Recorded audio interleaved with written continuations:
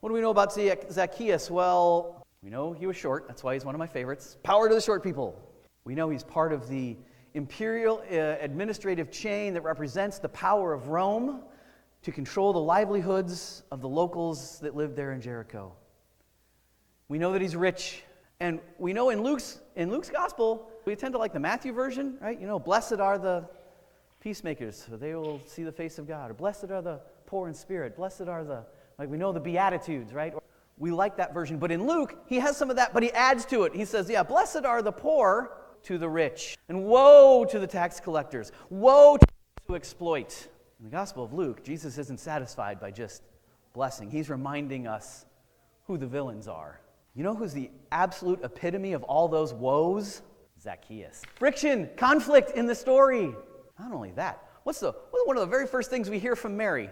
We'll be reading that in a few months, right? The Magnificat. My soul magnifies the Lord. But that goes on. What does it have to say? What does Mary's story that Jesus heard in the womb have to say about the rich? They'll be brought down. Yes, they'll be brought down. The lowly will be lifted up. Not only is Zacchaeus the face of collaboration with the empire, not only is Zacchaeus the face of the woes that Jesus named, he's the very embodiment of who his mother said need to be brought down. Friction, and yet that Jesus calls by name. Says, I'm going to your house today.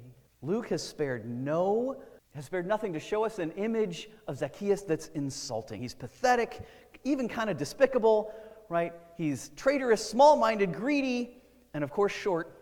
You ever noticed why, heroes are always tall and villains are almost always short? Or at the very least, the heroes are taller than the villains. There's some psychology behind that I guess maybe isn't important. But there's something about when we cast short people as the villain. Here's the thing, though, about Zacchaeus. Let's say you're under Roman occupation. Somebody has to be the chief tax collector. Somebody has to be that face of the system that sees your neighbor as something to exploit.